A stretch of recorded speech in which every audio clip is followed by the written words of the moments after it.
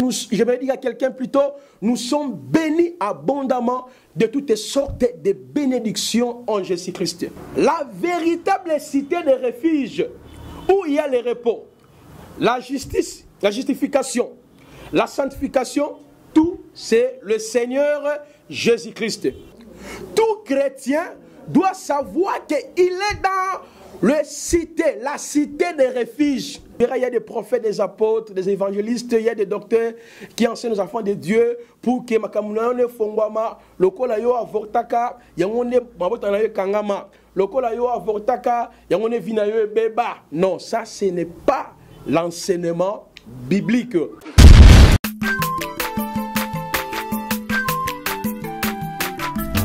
Azamwana motote oakosangai abongwani pete boa wangata Nzambe ya le Nazarien, le Nazarien, le Nazarien. David Nzamba ayebana kitoko koma mukondima atako babakolaki mafuta na mosakolima lelo ya yo bolingo ebateli le Nazarien lipamboli oyo monana katembeni mama kantelobi kolapie mapapu masopi mafuta tokokisi ena elongo na Nzambe oyo babenga na makomi Jésus.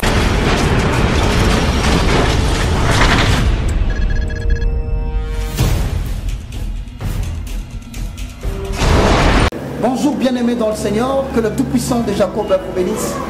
Nous voici encore une fois pour vous proposer un nouveau programme. Et donc chaque dimanche, sur le Nazaréen, vous suivrez le moindre de tous, l'évangéliste Roger Bach. En accord avec 2 Timothée chapitre 4, verset 1 à 2, je paraphrase. Je t'en conjure devant les hommes et devant Jésus-Christ qui doit juger les vivants et les morts. Et au nom de son avènement et de son royaume, prêche la parole. Nous vous apporterons, bien-aimés dans le Seigneur, le message qui est basé sur Jésus-Christ de Nazareth. Afin que soit accomplie la parole qui dit, montrez-nous seulement l'agneau, cela nous suffira. Et donc chaque dimanche, sur le Nazaréen, vous suivrez le moindre de tous, l'évangéliste Roger Bach. La prédication, afin que le peuple comprenne la profondeur, la hauteur, la largeur et la surface même de la profondeur de l'infinie grandeur de Dieu qui a été révélé dans notre Seigneur Jésus-Christ. Et donc, bien aimé dans le Seigneur, transportez le message et annoncez-le à tout le monde. Et donc, chaque dimanche, sur le Nazaréen, vous suivrez le moindre de tous, l'évangéliste Roger Bach. À vous tous qui nous suivez sur YouTube, que Dieu vous bénisse. On se retrouve le dimanche, chaque matin, avec une prédication de Jésus-Christ, afin d'éclaircir les Écritures, d'ouvrir les yeux des enfants de Dieu et de permettre à ce que le peuple sorte de ténèbres pour aller vers l'admirable lumière de l'Éternel et recevoir ainsi au travers de cette prédication l'héritage afin que tous les sanctifient. Que Dieu vous bénisse. Shalom peuple de Dieu, Nzambe apambola bino, ezangai humble serviteur, Nzambe atindi katinaba nae l'apôtre Amashia Kayoka. De partout au Bozali, bino bato bolanda biso na www.nazareentv.com.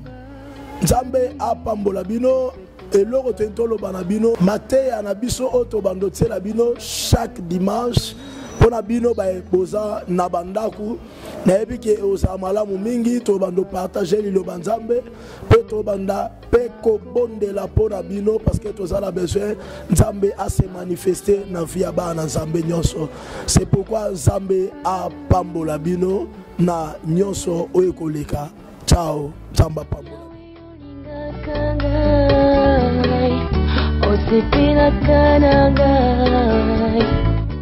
Shalom, shalom, peuple de Dieu, auditeur na biso bauditeurs na biso na Nazareth, ba commentaire na bino ba pena ni tozwaki, tolingi tunose mingi mais et comme si ko tango to pesa ba évangile, to te ba prédication chaque samedi soir vraiment beaucoup na kolanda mosala na bino yo pasteur Richard vraiment na kozala wana mpona koétudie bana nzambe na nzela baenseignement na nzela baprédication nzambe apambola bino mingi vraiment botikala branche chaque samedi bobanda kolanda pasteur Richard na pourquoi na chaîne kolingaka mingi tobanda toujours koenseigner koyekisa bino oyo nzambe akoyekisa bino mpona topréparer église ya kolo na royaume de cieux parce que bible ezobaki no atindaki bato ebikisaki moto azobika kaka na kolia mpe komela te me moto azobika na maloba nyonso bima na moko na nzambe botikala branche bolanda biso chaque samedi vraiment napesi bino mbote baibai abongwani pete po awangata nzambe ya le Nazarien. Merci beaucoup, nous bénissons les Seigneurs et je crois bien que le Seigneur est en train de nous faire beaucoup de bien dès les premiers jours. Nous avons eu le temps d'introduire sur la soteriologie, les mystères du Torah du sanctuaire et la grande vérité sur les salis. Nous avons lu 3 portions des Écritures. Par la grâce du Seigneur, j'avais expliqué les mystères de ce torrent que le prophète Ézéchiel avait vu dans une vision. Cette vision était messianique. Cela révélait les aspects de l'œuvre de la rédemption qui devait être accomplie par Yeshua, par sa mort à la croix. Eh bien, j'avais expliqué aussi si la rédemption, qu'est-ce que signifie la rédemption. 3 termes grecs ont été évoqués dans mon exposé. J'ai parlé des hexagorazo, agorazo et litromai.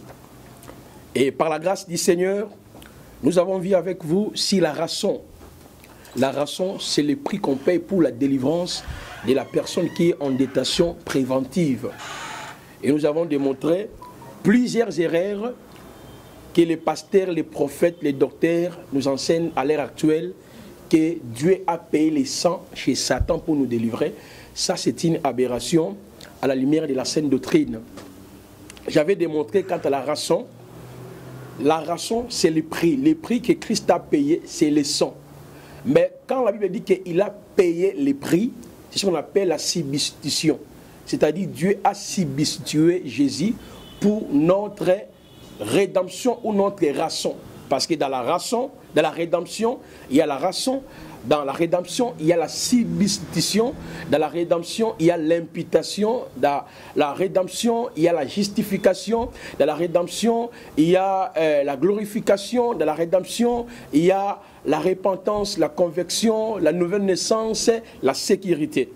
Je crois que les enfants de Dieu, vous avez bien suivi ce que j'avais démontré sur la rançon. Personne ne peut vous dire qu'il faut payer un prix pour ta délivrance. Notre délivrance était déjà acquise à la croix par Yeshua à sa mort glorieuse sur la croix de Golgotha. Nous avons dit, selon la Bible, il y a au moins 9 raisons sur le sang de Jésus. Par le sang, nous avons la vie éternelle. Par le sang, nous avons la rédemption. Par le sang, nous avons la communion avec Christ. Par le sang, nous sommes réconciliés. Par le sang, nous sommes justifiés. Par le sang, nous avons l'accès libre d'entrer dans la présence de Dieu. Que Adonai vous bénisse. Au jour d'aujourd'hui, nous continuons sur les premiers groupes des actes rédempteurs d'Isali, parce que j'avais réparti les actes rédempteurs d'Isali en 2. Les mots sali, comme je l'avais défini, en hébreu, Vediesha, en grec, soteria. Donc, dans les salis, il y a la délivrance, la sécurité, la protection. D'où on ne peut pas parler d'Isali sans toutefois expliquer les actes rédempteurs d'Isali. Et dans mon exposé, je crois, dans le deuxième émission, où j'avais essayé d'expliquer les 3 naissances que la Bible nous révèle. La naissance d'Ao, la naissance biologique et la naissance adamique. Voilà pourquoi aujourd'hui même les messages de la délivrance est mal prêché. Il y a trop de confusion au sujet même des prières. J'avais même démontré qu'on ne peut pas invoquer le sang de Jésus comme les gens invoquent le sang de Jésus. Oh, le sang vient, le sang vient. Non, nous sommes déjà dans l'alliance du sang. La parole nous révèle que nous devons beaucoup plus invoquer le nom de Jésus-Christ parce qu'au travers de ces noms, il y a la vie, il y a la rédemption, il y a la justification. C'est bon? Voilà. Aujourd'hui, j'aimerais expliquer un autre acte rédempteur d'Isali, la justification. Je prends rapidement dans le livre des Romains, au chapitre 3. Avant cela, j'aimerais épingler des informations importantes. La première information, l'apôtre Paul a écrit 4 lettres en prison. D'abord, l'épître aux Éphésiens, Galates, Philémon et puis Philippiens. Il a écrit ça vers l'an 62. Il était en détention en prison à Rome. Et également, l'épître aux Romains, il a écrit ça à l'an 69. L'apôtre Paul aussi était en prison. Pourquoi l'homme de Dieu avait écrit cet épître? Parce qu'il y avait eu la confusion au sein des chrétiens, des juifs messianiques, qui se judaïsaient à chaque fois. C'est la raison d'être de cet épître aux Romains, dans le souci de les ramener à la compréhension de l'œuvre d'Isaïe. Alors, lisons rapidement Romains chapitre 3, je prends le verset 23 jusqu'au verset 26. Romains chapitre 3, je lirai le verset 23. La Bible nous dit ceci. Car tous son péché sont privés de la gloire de Dieu et ils sont gratuitement justifiés par sa grâce. Souligné, justifiés par sa grâce, par les moyens de la rédemption qui est en Christ. Celui que Dieu a destiné par son sang à être pour ceux qui croyaient, victime expiatoire, afin de montrer sa justice, parce qu'il avait laissé impuni le péché commis auparavant au temps de sa patience, afin dis-je, de montrer sa justice dans les temps présents, de manière à être juste tout en justifiant celui qui a la foi en Jésus-Christ. Mes chers bien-aimés, il est temps que nous devons quitter nos tentes afin que chaque croyant demeure auprès du tabernacle. La Bible dit ceci dans les temps, lorsqu'on sonnait de la trompette, les Benjamin, Juda, Gad, tous ces mondes-là quittaient leur tente. Pourquoi? Il y avait le son de trompette sans éclat, dans le souci de ramener les peuples tout autour et vis-à-vis du tabernacle. Jésus-Christ est la parole écrite, en même temps la parole incarnée. D'où l'écriture des Romains nous montre que nous tous, tozalaki nakatia masumu, biso nyon sotu. Or, si vous vous rappelez très bien, j'avais dit la Bible parle des 2 dimensions du péché. Il y a le péché en singulier, c'est le péché originel. Et il y a le péché au pluriel, les péchés comme des actes qu'on pose, l'impudicité, l'avortement, tout ce que vous voulez là. La parole nous dit, nous sommes justifiés par la foi au travers la mort sublime de notre Seigneur Jésus-Christ. Or, la parole nous révèle au moins 7 grandes alliances divines que le Seigneur a conclues avec les humains. Bien sûr, il y a 3 grandes alliances d'une manière générale dans la Bible, de la première alliance à la nouvelle alliance. Il y a ce qu'on appelle la solide alliance. C'est ce que le Seigneur fera avec les enfants, et c'est ce que l'Antichrist plutôt fera avec les enfants d'Israël lorsque nous serons enlevés dans la gloire avec Yeshua. Il va contracter cette alliance avec la maison d'Israël. La parole appelle ça la solide alliance selon Daniel chapitre 9, les versets 26 à 27. Le deuxième, c'est les alliances humaines. On a vu ça avec David, Jonathan, Josué, avec les Gabonites. Ça, ce sont les alliances humaines. Même Daniel chapitre 7 nous révèle aussi ce genre des alliances. Et puis, il y a les 7 grandes alliances divines. Or, les 7 grandes alliances divines sont réparties en 2. Il y a la première alliance et la seconde alliance. Or, dans la première alliance, les mécanismes pour être sauvé, il fallait obéir à la loi. La Bible dit, celui qui obéira entrera.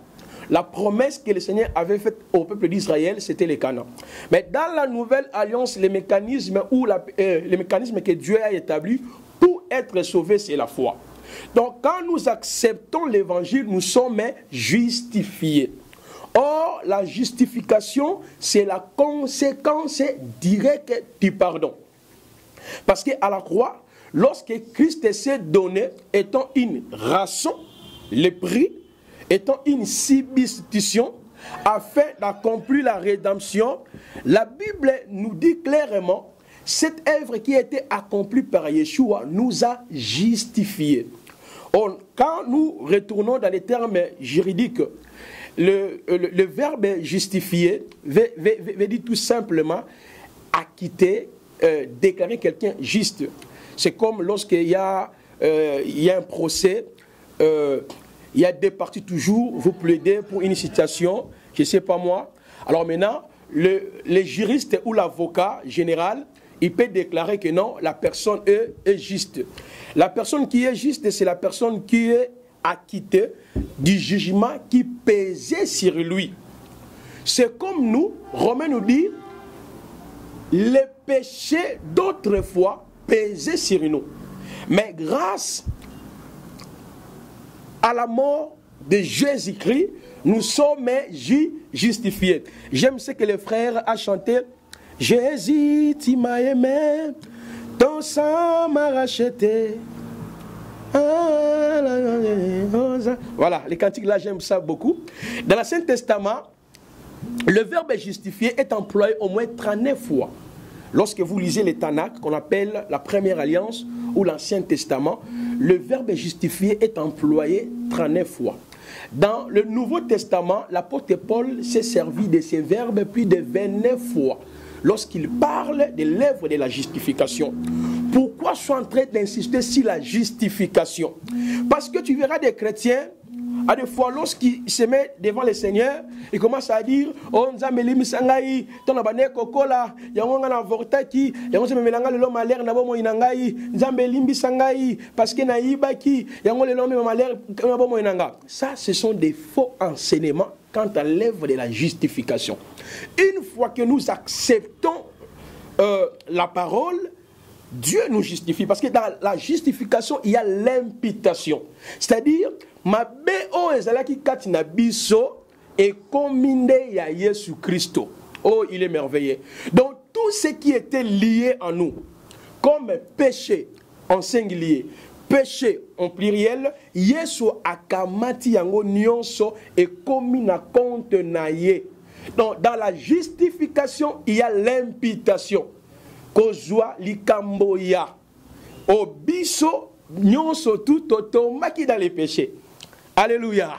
Je sais que nous sommes vraiment bénis et chacun de nous est en train de comprendre. Parce qu'aujourd'hui, tu verras, il y a des prophètes, des apôtres, des évangélistes, il y a des docteurs qui enseignent aux enfants de Dieu pour que makamuna fongwama, lokola yo avortaka, yangone mabotana yo kangama, lokola yo avortaka, yangone vina yo beba. Non, ça ce n'est pas l'enseignement biblique. La Bible nous dit nous sommes justifiés par la foi.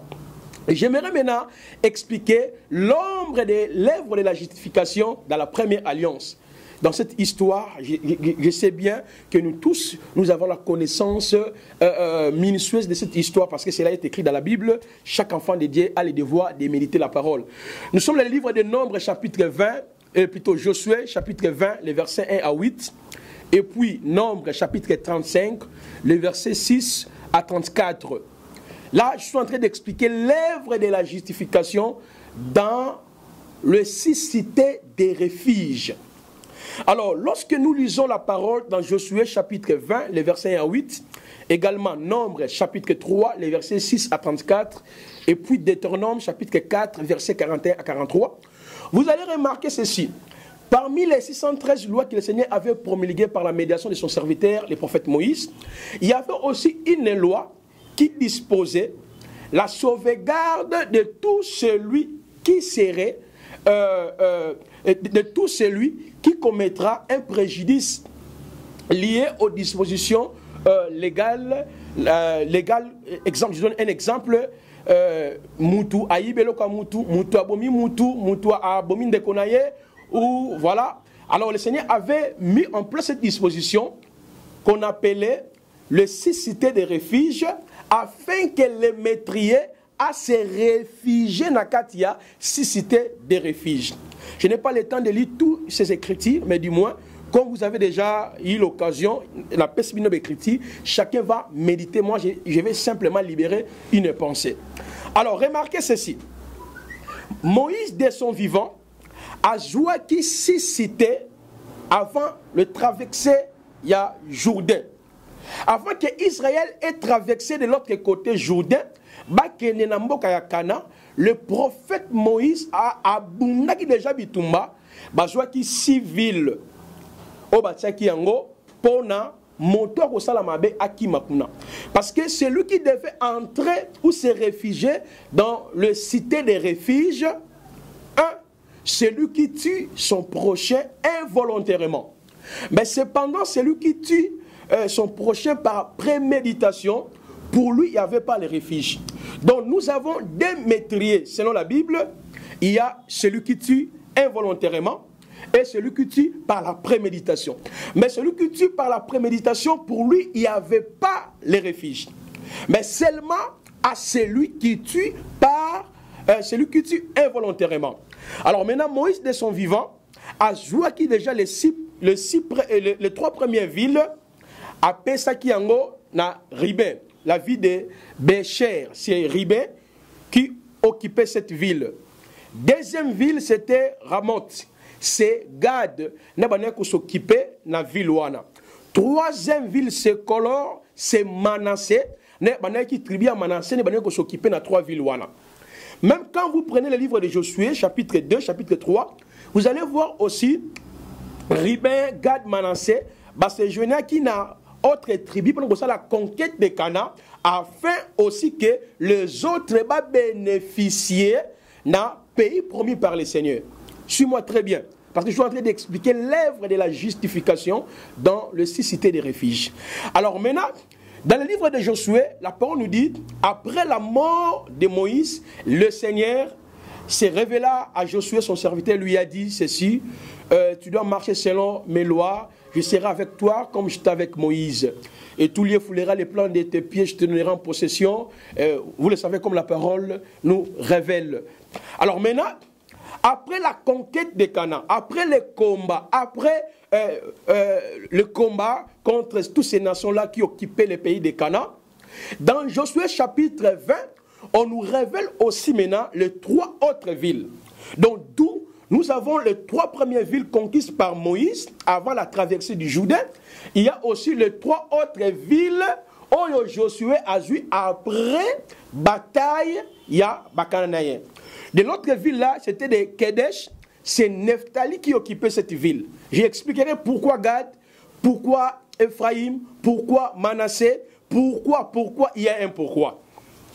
De l'autre côté, Shichem, c'était Ephraïm, dont Nephtali occupait la ville de Kedesh, et Shichem était occupé par Ephraïm. Et puis, la dernière ville, c'est Eki. Excusez-moi parce que ces mots c'est un peu difficile, hein. Et qui diarite là, c'est Juda qui occupait ces contrées. Alors maintenant, je reviens. Donc vous voyez, le Jourdain était au milieu. Ça c'est bien. Les 3 premières villes, les 3 autres villes. Maintenant, ces 6 cités de refuge étaient réservées pour celui qui tue involontairement. Or, qui est ce métrier qui tue involontairement? Dans l'interprétation allégorique, c'est l'image d'Adam. Parce que lorsque Dieu a placé la loi dans le jardin d'Éden, Adam devait toutefois tomber, comme Paul nous dit dans Romains chapitre 7, la loi est-elle mauvaise? Loin de là. Mais par la loi que j'ai connu le péché. Or, quand Adam est tombé dans le péché, depuis le tombé d'Adam, il n'y avait pas le refuge authentique. Or, dans l'Ancien Testament, lorsque le métrier vient pour entrer dans la cité de refuge, il trouvera les anciens. Or, les anciens ne vont pas les condamner aussi. D'où il y a la première justification. Les anciens vont déclarer maintenant à métrier que tu es juste. Maintenant, le métrier va entrer dans l'une des maisons. Or, la sortie du métrier était attachée à la mort du souverain sacrificateur. Ainsi longtemps que le souverain sacrificateur est vivant, le métrier ne peut pas retourner dans sa maison. Donc, s'il y a la mort du souverain sacrificateur, c'est par là le métrier retournera dans sa maison. Il y a deuxième justification, donc il retourne dans sa maison par la mort du souverain sacrificateur, et puis la deuxième justification, d'où nous avons la première justification à l'entrée. Les anciens n'imputent pas les péchés de celui qui tue involontaire. Il lui fait rentrer plutôt dans l'île de maison à sa sortie, il y a aussi deuxième déclaration pour dire que tu es juste, tu peux retourner dans ta maison. Or, la vie de refuge, c'est un lieu de repos, lieu de paix, lieu de sécurité, lieu de protection, lieu de justification. Dans l'interprétation allégorique, la véritable cité de refuge, où il y a le repos, la justice, la justification, la sanctification, tout c'est le Seigneur Jésus-Christ. Voilà, Jésus-Christ est la cité de refuge. Remarquez ceci, dans le livre de Matthieu au chapitre 11, le verset 28 à 29, la parole nous dit ceci: venez à moi, vous qui êtes fatigués, chargés, je vous donnerai du repos. Ah, nous remarquons que le véritable repos, même Hébreux chapitre 4 nous dit que Josué n'avait pas donné au peuple d'Israël le repos. Le véritable repos est en Jésus-Christ. Remarquez aussi un autre aspect. Jésus-Christ, il n'est pas venu étant seulement le repos, il est venu aussi le corps véritable ancien qui accueille le coupable.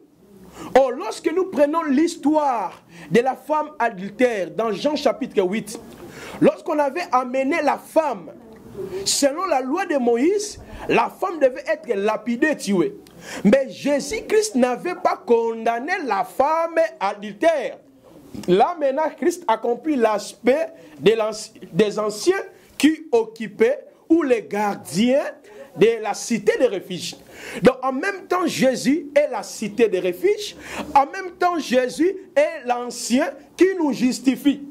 Voilà pourquoi Romains nous dit, nous sommes justifiés au moyen de la foi. En réalité, nous sommes dans la cité de refuge. Tout chrétien doit savoir qu'il est dans la cité de refuge qui est Christ, la véritable cité, où toi et moi, nous allons se retrouver dans le repos. Or, la Bible nous dit ceci, les métriers ne pouvaient pas retourner s'il n'y a pas la mort du souverain sacrificateur. Là, je l'expliquerai même plus tard. Mais pendant que nous sommes dans la cité de refuge, n'oublions pas qu'il y a la présence de Ribin. Qui est Ribin? Ribin, c'est le premier fils de Jacob. Or, Ribin veut dire la prééminence. Ribin veut dire la domination. Ribin veut dire la suprématie. Celui qui est en Christ, celui qui est dans la cité de refuge, la personne qui est justifiée, en dépit de ses combats, en dépit de tout ce qui arrive dans sa vie, tu dois savoir que tu as la domination, tu as l'autorité, tu as le pouvoir, parce que Ribin est là. Or, le véritable Ribin, c'est Jésus. Parce que Ribin, c'est le premier fils de Jacob, il est le premier. Le dernier fils de Jacob, c'est Benjamin. Or, dans l'Apocalypse chapitre 4, le verset 4 à 6, on nous dit ceci, celui qui était assis sur le trône avait l'aspect d'une pierre de jaspe et de sardoine. Or, la pierre de jaspe et de sardoine qui parle de Ribin et de Benjamin. Cela veut dire, il est le premier et le dernier. J'aimerais dire à quelqu'un, tu es dans la cité de refuge. Tu es en repos en Jésus. Il y a un Ribin. Tu as l'autorité. Tu as le pouvoir. Tu es appelé à dominer. J'aimerais vous dire aussi, dans la cité de refuge, il y a aussi la présence de Gad. Gad veut dire le bonheur. Veut dire le bonheur. J'aimerais dire à Jésus, j'aimerais dire à quelqu'un plutôt, nous sommes bénis abondamment de toutes sortes de bénédictions en Jésus-Christ. Rien ne peut nous séparer de l'amour de Dieu. Les combats, la famine, Bitumba, Kozanga, parce que nous sommes bénis. Personne ne peut te dire il faut s'aimer pour être béni. Non, nous sommes déjà bénis en Jésus-Christ. Parce que dans la cité de refuge, il y a la présence de Gad. Or, dans la cité de refuge, il y a la présence de Manassé. Manassé veut dire Dieu a oublié ma souffrance. J'aimerais dire à quelqu'un, le Seigneur a oublié tous tes péchés, passés, présents et futurs. Il ne faut plus se considérer toujours pécheur. Il ne faut plus se considérer toujours condamné, car Dieu a oublié. Il a fait ton opprobre. Or, dans la cité de refuge, il y avait aussi la présence de Nephtali. Nephtali veut dire quoi? La victoire. nous avons la victoire en Jésus-Christ. Dans la cité des refuges, il y avait aussi la présence d'Éphraïm. C'est la fécondité. J'aimerais dire à quelqu'un, du fait que nous sommes justifiés par la foi, parce que Dieu a placé la foi, le mot foi en grec qui veut dire pistis, croyance, fidélité. Par la foi, comme dit Éphésiens 2, 8, 9, nous sommes justifiés. Donc personne ne peut te dire que tu as encore des liens, il faut briser les liens par la prière. Les liens et le mot en la prière, t'es mes frères. Oh, prière à 5 jours, quand tu joues pour briser les liens, c'est faux. Les liens, c'est avant la croix. Nous sommes de l'autre côté. Ça, nous sommes déjà justifiés. Une personne justifiée ne peut pas dire que non, comme maman n'a pas de belé, il y a un peu Sibir. Non, nous sommes dans l'Ancien Testament. Mais nous qui sommes en Jésus, nous sommes justifiés. Il y a aussi la présence de Judas. Veut dire, il y a la royauté. Apocalypse 5, 8, 10, il dit, il nous a fait un royaume de sacrificateurs. J'aimerais dire à quelqu'un, aujourd'hui, avant de prier, nous sommes justifiés. Christ nous a justifiés. Nous sommes acquittés de toute condamnation. J'aimerais prier pour vous. Seigneur, merci pour cette interpellation. Rendons, Seigneur, que tu as permis que mes frères et mes sœurs, base à la interpeller de l'œuvre de la justification, tu nous as démontré combien tu es la cité des refuges, l'île du repos, l'ancien. Tu nous as accueillis tels que nous sommes. Bénis les frères et les sœurs qui sont malades, qui ont des problèmes, des complications, ça et là, accomplis des choses inattendues. Au nom puissant de Jésus-Christ, Sauveur et Rédempteur. Amen. À la prochaine. Bye.